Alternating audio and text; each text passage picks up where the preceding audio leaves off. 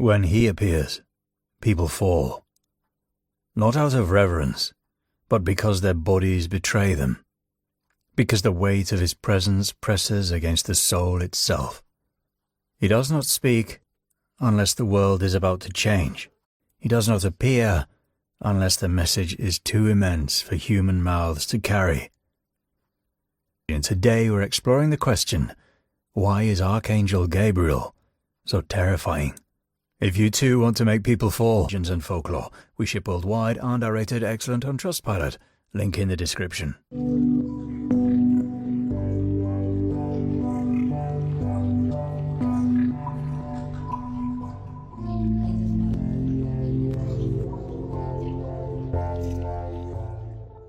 Gabriel first emerges in the book of Daniel, where his arrival leaves the prophet physically overwhelmed.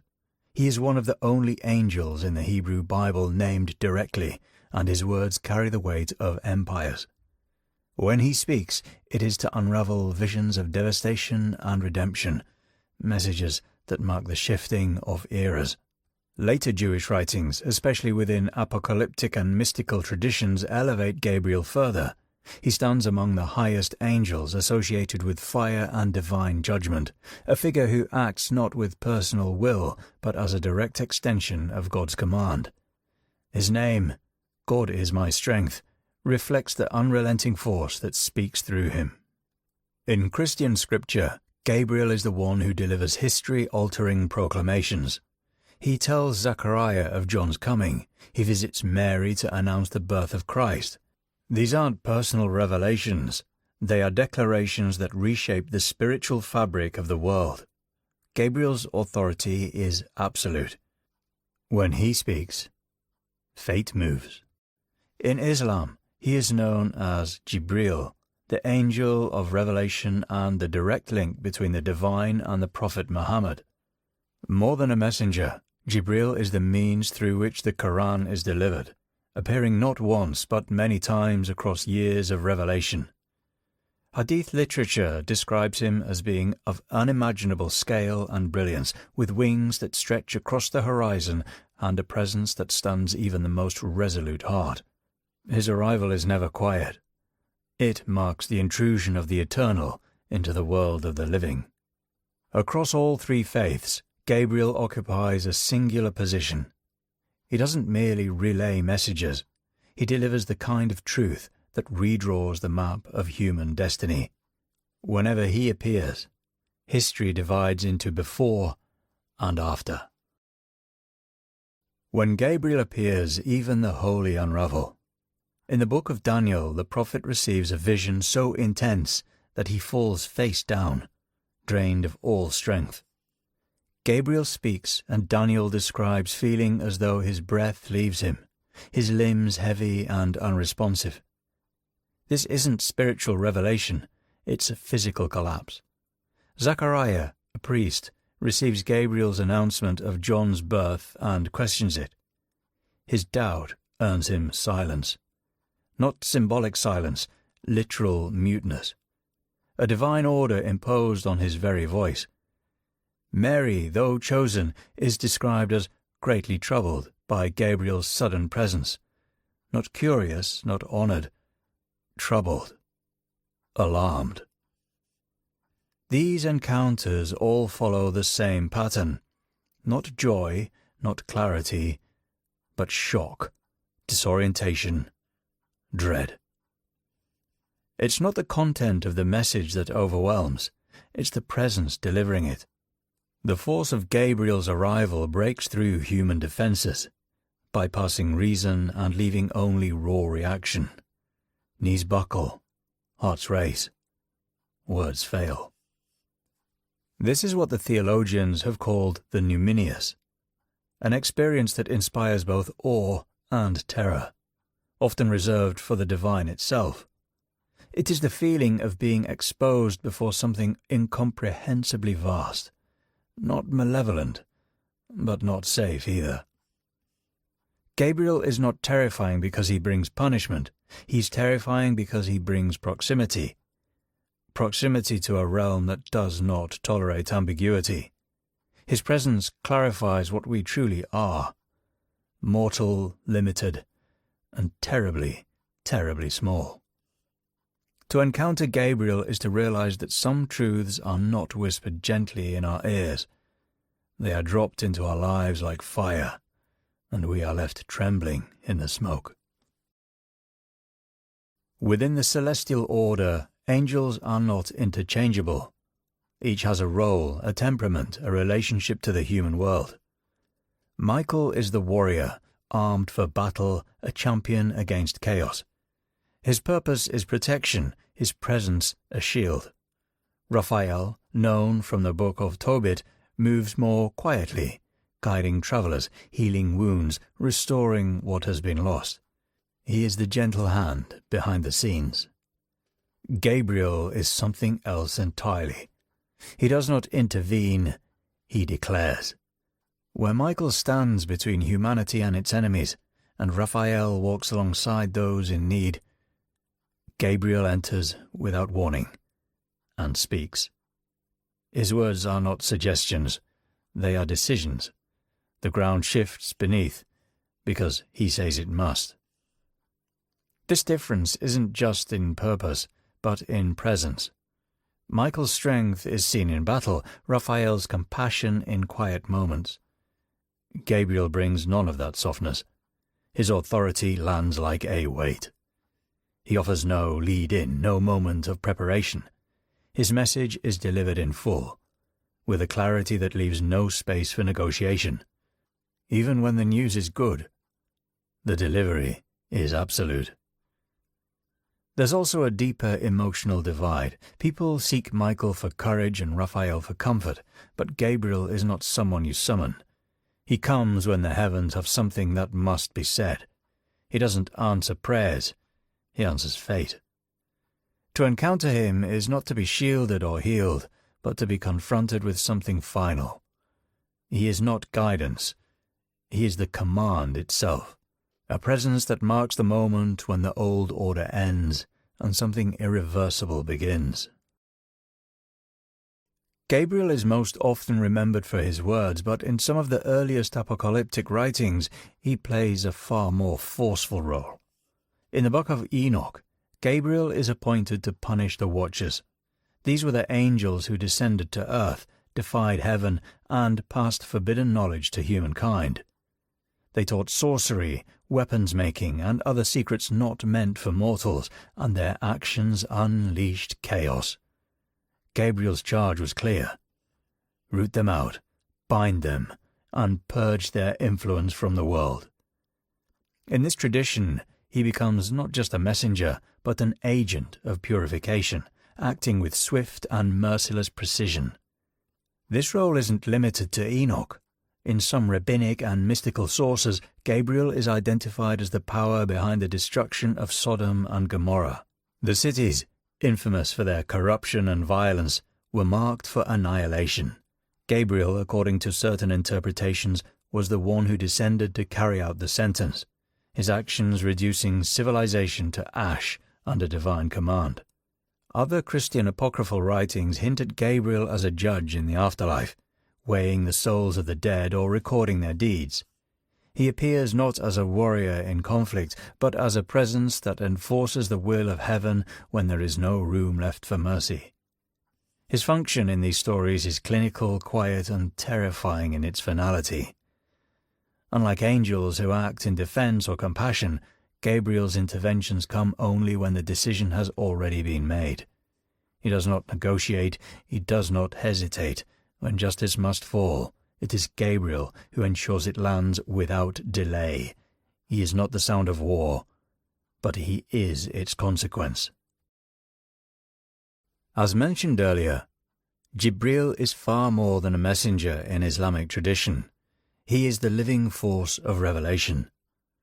His presence doesn't ease into view or unfold gently. When the Prophet Muhammad first encountered him in the cave of Hira, the experience was startling. Jibril commanded him to recite, pressing against him with such intensity that Muhammad feared for his life. He returned home trembling, wrapped in blankets, whispering that something beyond comprehension had touched him.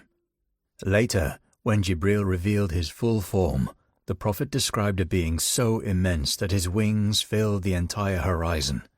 600 in total, each layered with light, feathers, and jewels.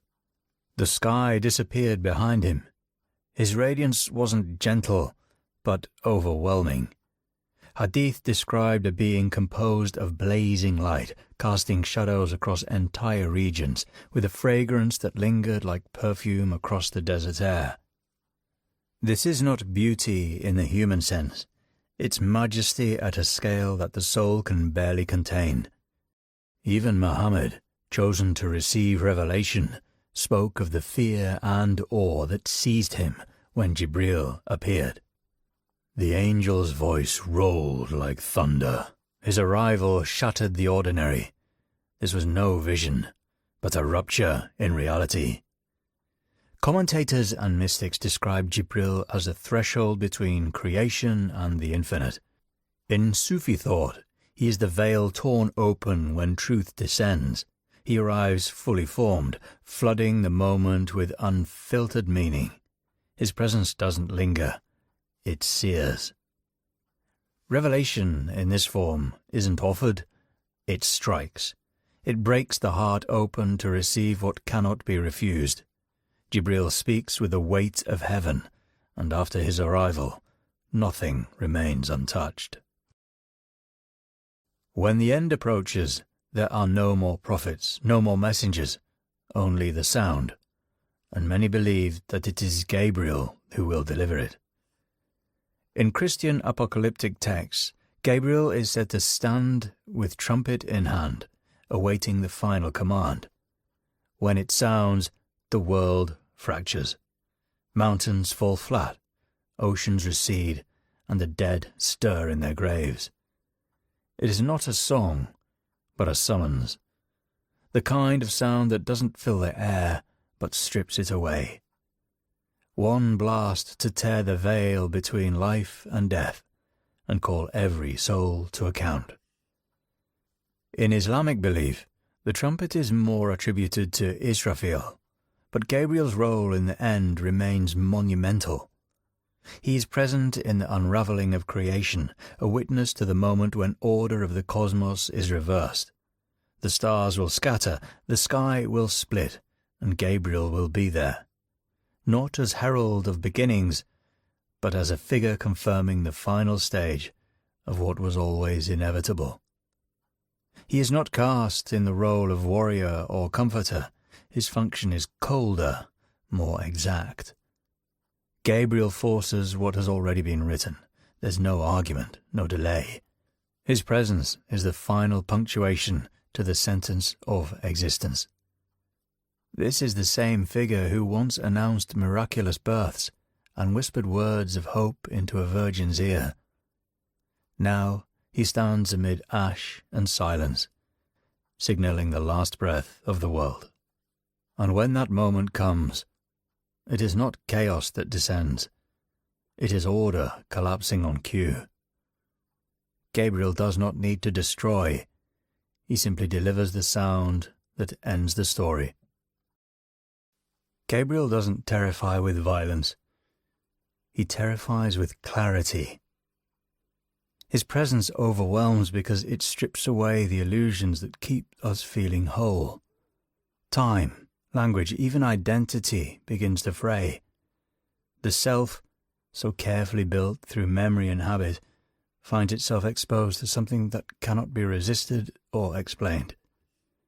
The fear he inspires doesn't resemble panic. It feels closer to reverence, an instinctive submission before something immeasurably greater. This isn't dread for its own sake. It is the collapse that comes from encountering a being who doesn't operate within human limits, but instead carries out the will of the infinite with unshakable certainty. When Gabriel appears, the body reacts. The soul recognizes its smallness. Prophets fall not from weakness, but from contact. What he reveals is not evil, but order, immense, exacting, inescapable. This fear holds weight because it clarifies. Gabriel doesn't deliver punishment. He delivers truth. And truth, when it cannot be softened or avoided, reshapes the one who receives it. His message carries no malice, yet it still breaks the world open. That is the nature of holy terror, not cruelty, not chaos, but the presence of something so vast, so final, that the only possible response is awe. Somewhere along the way, Gabriel changed. In popular spirituality, he has been softened, transformed, from the shattering voice of judgment into a gentle emissary of intuition, communication, and calm. He appears on angel cards, meditation apps, and inspirational posters. The name still carries weight, but the edge has been dulled. Gone is the angel who silences prophets and bends the air around them. In his place stands a luminous guide, offering comfort rather than confrontation. He has become palatable, approachable, something to invite in rather than something to survive. But this version of Gabriel is a choice, a reflection of what we want from the divine. Safety, affirmation, peace. The real Gabriel was never meant to be those things. He did not come to reassure. He came to disrupt, to announce, to split time in two. We have made him easier to look at, because the truth he represents is not. The idea that something might arrive in your life that cannot be reasoned with or reshaped, that does not bend to desire or belief, is deeply uncomfortable. And so we tame him. But the scriptures do not. They leave him towering, brilliant, unbearable. Not a guide through darkness, but the light so bright it burns the map. So then, why is Archangel Gabriel so terrifying? Because when he speaks, prophecy begins, kingdoms fall, and the world shudders. Because he doesn't arrive to soothe your fears, he arrives to remake reality. Because he is not the voice of comfort, he is the voice of heaven. And heaven never whispers.